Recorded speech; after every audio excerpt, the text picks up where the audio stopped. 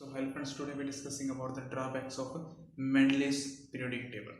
ठीक है, Mendel's periodic tables के में क्या क्या लिमिटेशंस थी, क्या क्या ड्रॉबैक्स थे, वो हमें पढ़ना है. ठीक है, तो लास्ट क्लास में हमने Mendel's periodic tables के बारे में पढ़ा था कि क्या Mendel's periodic table ने बताया था. periodic tables के बारे में क्या बताया था कि elements are arrange in the atomic masses की तरफ हम उसको अरेंज कर सकते हैं. फिर उसके बाद उसने क्या बताया था कि भाई कैरेक्टरिस्टिक्स ऑफ द एलिमेंट्स के बारे में मैंने पढ़ा था. फिर उसके बाद उसने अचीवमेंट ऑफ द एलिमेंट्स के achievement of the periodic tables के बारे में पढ़ा था. देखो ठीक, उसके बाद हमने डिटेल पढ़ने के बाद अब उसके क्या क्या आ गए, लिमिटेशंस आ गई कि क्या उसकी लिमिटेशंस है, drawbacks of the Mendeleev's periodic tables. ठीक है जी. तो इस चैप्टर में हमने ज्यादातर इस चैप्टर्स में हमने ज्यादातर इसकी साइंटिस्ट जो है उनके ओपिनियन के बारे में पढ़ना है कि भाई पीरियोडिक टेबल है वो कैसे डिजाइन किया गया था और कैसे पीरियोडिक टेबल्स है वो किस तरह से डिजाइन किया गया है, किस तरह से उसकी जो एलिमेंट्स हैं उसको किस तरह से उसको सेटअप किया गया है. ठीक है, बहुत से साइंटिस्ट ने अपने अपने विचार दिए थे. ठीक है, एक ही साइंटिस्ट से पीरियोडिक टेबल्स नहीं बनी हुई है, बहुत ही साइंटिस्टों का कंट्रीब्यूशन है इस पीरियोडिक टेबल्स में. ठीक है, तो हम ड्रॉबैक्स पढ़ते हैं किसकी, drawback of Mendeleev periodic table. Mendeleev's periodic table. ठीक है, Mendeleev periodic tables की ड्रॉबैक क्या थी वो पढ़िए. सबसे पहले इसकी ड्रॉबैक आती है positions of hydrogen. Positions of hydrogen की पोजीशंस को एक्सप्लेन नहीं कर पाए. देखो स्टार्टिंग के फर्स्ट लेक्चर्स में मैंने आपको पीरियोडिक टेबल्स पढ़ाई थी. देखो पीरियोडिक टेबल्स में सबसे यहाँ पे अपना क्या था, अल्कली मेटल जो एस ब्लॉक का जो एलिमेंट था वहां पे अपना हाइड्रोजन लाई कर रहा था, वो हाइड्रोजन लाई कर रहा था. ठीक है, वो उसकी एक्चुअल पोजीशंस नहीं है. वैसे देखा जाए तो उसकी एक्चुअल पोजीशन नहीं. देखो कैसे नहीं है, देखो मैं बताता हूँ आपको. देखो हमने मेटल्स और नॉन मेटल थर्ड चैप्टर में पढ़ा था. ठीक है, तो मेटल्स और नॉन मेटल्स के एक बेसिक डेफिनेशन क्या बताई थी, मेटल्स और नॉन मेटल्स की एक बेसिक डेफिनेशन ये बताई थी कि मेटल्स में इलेक्ट्रॉन्स को जो लॉस कर देता है वो मेटल होता है और जो इलेक्ट्रॉन्स को गेन कर लेता है वो आपका क्या होता है, नॉन मेटल रहता है. ठीक है, तो हाइड्रोजन की वैलेंस शेल में कितने इलेक्ट्रॉन्स होते हैं, हमारा एक इलेक्ट्रॉन्स होता है. ठीक है, तो एक इलेक्ट्रॉन्स होता है, तो ये एक इलेक्ट्रॉन्स को क्या कर सकता है, डबलेट में कंप्लीट करने के लिए एक इलेक्ट्रॉन्स को गेन कर सकता है. ठीक है, एक इलेक्ट्रॉन्स को लॉस भी कर सकता है. तो वैलेंस शेल में एक इलेक्ट्रॉन्स है तो एक इलेक्ट्रॉन्स को लॉस भी कर सकता है और एक इलेक्ट्रॉन्स को गेन भी कर सकता है. देखो पहले समझ लो आप. ठीक है, क्या होता है, देखो हाइड्रोजन है उसमें से एक इलेक्ट्रॉन्स को अगर लूज करेगा तो H पॉजिटिव चार्ज आएगा, एक इलेक्ट्रॉन्स को अगर गेन करेगा तो H नेगेटिव चार्ज आएगा. ठीक है, तो H पॉजिटिव चार्ज बनाता है, H नेगेटिव चार्ज बना देता है. ठीक है, तो हाइड्रोजन को लूज करेगा तो मेटल कहलाएगा, तो लेफ्ट साइड में लाई करेगा. हाइड्रोजन को अगर गेन करेगा तो नॉन मेटल कहेगा, जो कि अपना राइट साइड में लाई करेगा. ठीक है, तो अधिकतर आपके जितने भी आपके नॉन मेटल्स है वो राइट साइड की जो पीरियोडिक टेबल है उसके राइट साइड में लाई करते हैं. ठीक है, और मेटल्स है वो अधिकतर जो अप्रोक्सीमेटली है वो मेटल आपके लेफ्ट साइड में लाई करते हैं. ठीक है, अगर हाइड्रोजन ने इलेक्ट्रॉन्स को गेन किया तो नॉन मेटल में चला जाएगा. ठीक है, राइट साइड में चला जाएगा. अगर इलेक्ट्रॉन्स को अगर उसने क्या किया इलेक्ट्रॉन्स को लूज किया तो मेटल्स में तो लेफ्ट साइड में आ जाएगा. तो उसकी पोजीशन ही क्या नहीं है, फिक्स ही नहीं है. ठीक है, इस पोजीशंस के बारे में मेंडलीव्स पीरियोडिक टेबल्स ने नहीं बताया था. और अगर थोड़ा सा इसके डिटेल में जाए तो पोजीशंस ऑफ हाइड्रोजन के बारे में, जो हाइड्रोजन है, ठीक है, अभी तक लिखना नहीं है, मैं आपको लिखवा दूंगा, मैं समझा रहा हूँ. ठीक है, जो हाइड्रोजन है वो डिफरेंट एलिमेंट, जो हाइड्रोजन है वो आपके जो H2O भी बनाता है, आपके HCl भी बना देता है, आपका H2SO डिफरेंट एलिमेंट के साथ कंपाउंड की फॉर्मेशन दे देता है. H2O के साथ भी, HCl के साथ भी, H2S के साथ भी क्या है, कंपाउंड की फॉर्मेशन देता है. ठीक है, जो कि कंपाउंड की सिमिलर कंपाउंड की फॉर्मेशन जो कि अपने ऑक्सीजन देते हैं, क्लोरीन देते हैं और सल्फर देते हैं. देखो hydrogen forms the formations of the compound H2O, HCl, H2S, similar compound formations of the oxygen, chlorine and sulfur. जो हाइड्रोजन जो कंपाउंड की फॉर्मेशन देते हैं वही फॉर्मेशन आपकी हाइड्रोजन भी देते हैं. तो क्योंकि देखो हाइड्रोजन है वो सब ग्रुप अलग है. ठीक है, हाइड्रोजन वाला है वो ग्रुप आपका अलग है. वही प्रॉपर्टी हाइड्रोजन वाले शो कर रहे हैं, वही प्रॉपर्टी आपके हाइड्रोजन वाले शो कर रहे हैं. तो ये भी क्या होगा, क्योंकि डिफरेंट ग्रुप है तो उसकी प्रॉपर्टी भी क्या होनी चाहिए, डिफरेंट होनी चाहिए. लेकिन यहाँ पे क्या सिमिलर प्रॉपर्टी भी क्या कर रहा है, शो कर रहा है. ठीक है, तो इस तरह से हाइड्रोजन की जो पोजीशंस है वो हमारी क्या नहीं थी, हमारी फिक्स नहीं थी. ठीक है, समझ रहे हैं. तो हाइड्रोजन की पोजीशन क्या नहीं थी, हमारी फिक्स नहीं थी. ठीक है, तो ये इसकी क्या की पहली ड्रॉबैक थी, पोजीशंस ऑफ हाइड्रोजन। तो इसमें क्या लिखोगे, ही मतलब Mendeleev's periodic table, he did not tells about the actual positions of hydrogen.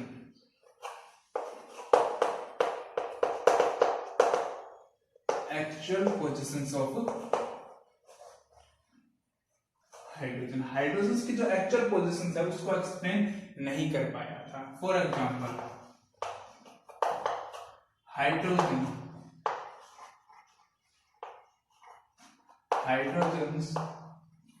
forms the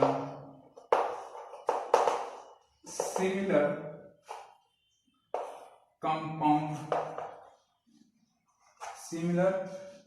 formations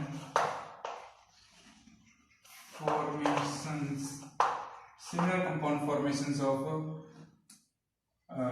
chlorine, ठीक है, सल्फर, ठीक है, ऑक्सीजन, etc. ठीक है, सिमिलर कंपाउंड फॉर्मेशन देता है, जो कि ऑक्सीजन है, सल्फर, क्लोरीन, जो भी कंपाउंड की फॉर्मेशन देते हैं वही आपकी हाइड्रोजन भी देता है। ठीक है, और भी देखिए जैसे कि आपका हाइड्रोजन है वो डायटोमिक को शो करता है, डायटोमिक मॉलिक्यूल्स को शो करता है। ठीक है, ऐसे ही आपके जो हाइड्रोजन है वो डायटोमिक मॉलिक्यूल्स को क्या करते हैं, शो करते हैं। दूसरी एक और प्रॉपर्टी देखते हैं, anomalous behaviour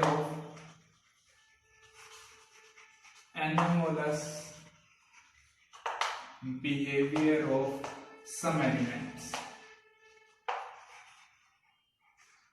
anomalous behaviour of some element, कुछ एलिमेंट्स है वो एनोमलस बिहेवियर का मतलब क्या होता है कि जो साइंटिस्ट ने जो ओपिनियन दिए थे उसके अपोजिट जो एनोमलस बिहेवियर है वो शो कर रहा था। देखो मेंडलीव्स ने क्या सजेस्ट किया था कि एलिमेंट्स को अरेंज करना है, क्या एलिमेंट्स को कैसे अरेंज करना है, एटॉमिक मास की इंक्रीजिंग ऑर्डर में, एटॉमिक मास के इसमें क्या करना है, उसको अरेंज करना है। बट इसमें क्या था, एनोमलस बिहेवियर में कुछ ऐसे एलिमेंट भी थे जिसके एटॉमिक मास, ठीक है, लोअर एटॉमिक मास से पहले लाइक कर रहे थे। ठीक है, कैसे, देखो मैं समझाता हूं कि anomalous behaviour of the some elements are, इसमें क्या लिखोगे, some elements having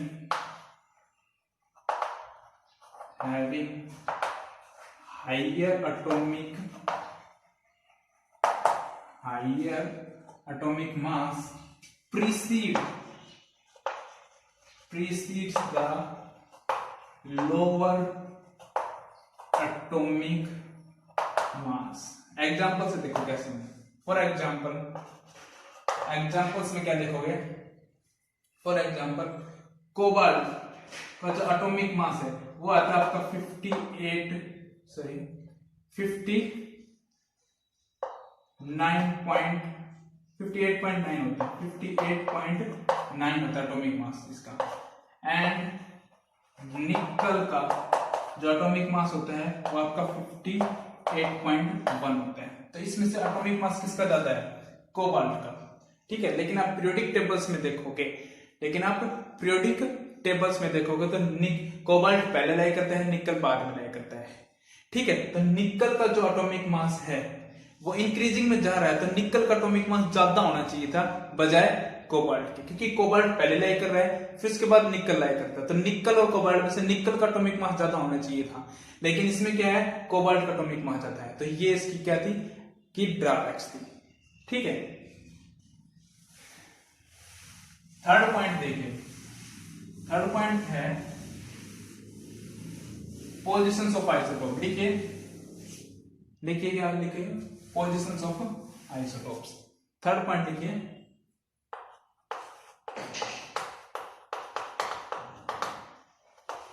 positions of isotopes. Isotopes की पोजीशंस को एक्सप्लेन नहीं करो। पहले बात तो आइसोटोप्स क्या होते हैं, ठीक है, आप लोग 9th क्लास में पढ़ के आएंगे।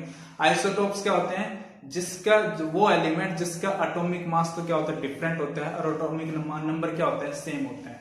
ठीक है, तो आइसोटोप्स की पोजीशंस को भी यही नहीं कर पाता है। देखो लिखो पहले तो, he did not tell us about the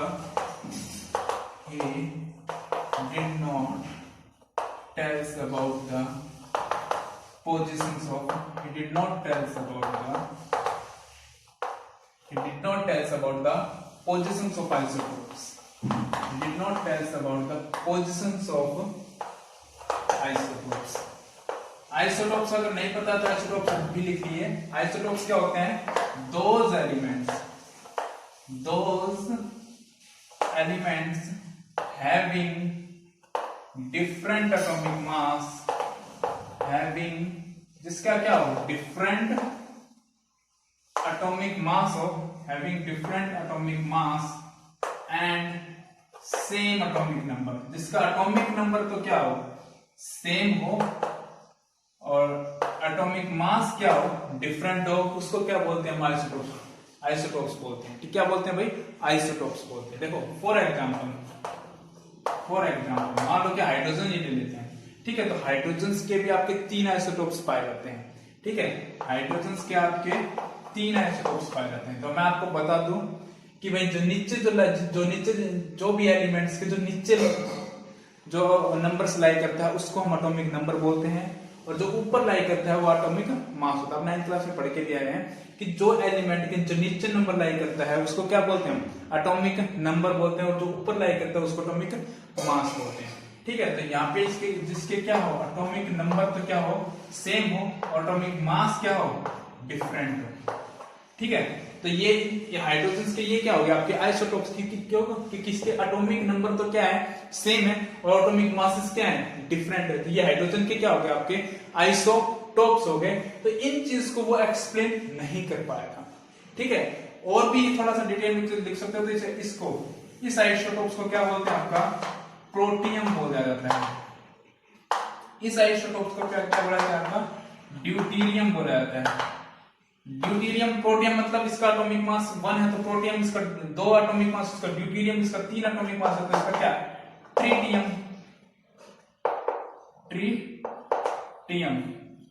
ठीक है, तो हाइड्रोजन के जो आइसोटोप्स हैं उनको एक्सप्लेन नहीं कर पाया था। कौन एक्सप्लेन नहीं कर पाया था? मेंडलिस है, उनको एक्सप्लेन नहीं कर पाया था। ठीक है, फोर्थ प्रॉपर्टी देख लीजिए इसकी। Fourth property, different group having same property. देखो भाई, जो मेंडलिस ने क्या बताया था, मेंडलिस ने ये बताया था कि डिफरेंट ग्रुप्स होंगे तो आपकी डिफरेंट प्रॉपर्टी होगी। डिफरेंट ग्रुप्स होंगे तो एक ग्रुप में जितने एलिमेंट्स होते हैं उनकी सेम प्रॉपर्टी होती है, और दूसरे ग्रुप में जो एलिमेंट है उनकी अलग प्रॉपर्टी होगी। ठीक है, उनकी सेम प्रॉपर्टी होगी। ठीक है, तो डिफरेंट ग्रुप होंगे तो डिफरेंट प्रॉपर्टी होगी। भाई ये एक ग्रुप ये आ गया, तो उनके एक ग्रुप में जितने भी एलिमेंट है उनकी सेम प्रॉपर्टी, फिर दूसरा ग्रुप आएगा उनके एलिमेंट्स की सेम प्रॉपर्टी, लेकिन आपस में जो देखोगे तो उनकी प्रॉपर्टी क्या होगी, डिफरेंट होगी। लेकिन ऐसा पॉसिबल नहीं है। ठीक है, different group having same property, लेकिन कुछ एलिमेंट्स ऐसे भी हैं जो डिफरेंट ग्रुप में रहते हुए भी वो सिमिलर प्रॉपर्टी शो कर रहे हैं। ठीक है, तो ये उसकी ड्रॉबैक थी। इसमें भी क्या लिखोगे, it did not tells about the different group having same property. Different group, उसने क्या बोला, डिफरेंट ग्रुप की डिफरेंट प्रॉपर्टी होनी चाहिए, लेकिन इसमें ऐसा एक कुछ एलिमेंट्स ऐसे भी है जिसके डिफरेंट ग्रुप होते हैं, उसकी क्या होगी, सेम प्रॉपर्टी होगी। Different group having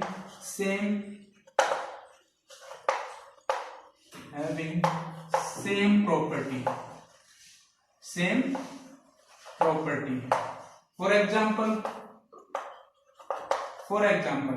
copper and mercury.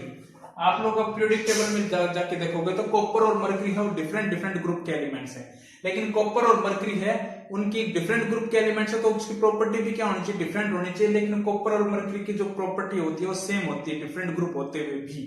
Copper and mercury having similar property, क्या लिखोगे, having similar property of different group, similar properties of different group के होते हुए भी इनकी प्रॉपर्टी क्या है, सिमिलर है। इनकी प्रॉपर्टी क्या है, सिमिलर है। एक इसकी ड्रॉबैक्स हो रहेगी, वो और आप फटाफट लिख लो। फिर इसकी ड्रॉबैक्स की क्या हो जाएंगी, कंप्लीट हो जाएंगी। किसकी, मेंडलीव्स पीरियोडिक टेबल्स की जो ड्रॉबैक्स हैं वो इसकी क्या हो जाएगी, कंप्लीट हो जाएगी। लास्ट आता है आपकी 5th point, cause of periodicity. Cause of periodicity.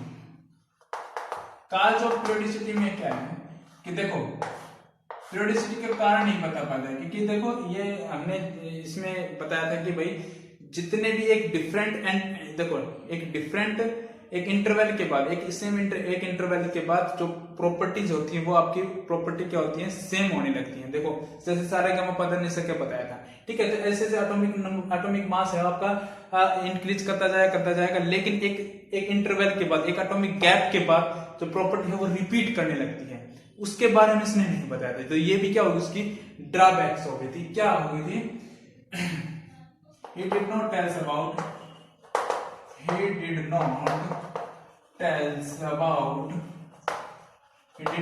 about the repetitions of क्या,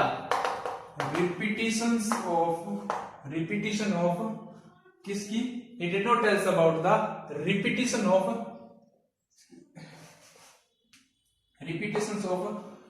elements of the gap of atomic mass, repetitions of properties of element। लिखो यहाँ पे, लिखो property of element of the gap of atomic mass। एक gap के atomic mass के बाद, एक एटॉमिक मास के गैप के बाद प्रॉपर्टी क्या होती है, सिमिलर होने लग जाती है, ठीक है। प्रॉपर्टी क्या होती है, प्रॉपर्टी रिपीट करने लगाती है। उसके बारे में काज ऑफ पीरियोडिसिटी के बारे में उसने नहीं बताया था, ठीक है। तो ये इसकी आज हमने क्या पढ़ी है, इसकी ड्रॉबैक्स पढ़ी कि क्या, मेंडलीव्स पीरियोडिक टेबल। कल हम एक अलग साइंटिस्ट के बारे में पढ़ेंगे, ठीक है। तब तक आप देखते रहिए ये इसकी drawbacks of periodic tables. Okay, thank you so much and thank you for your support.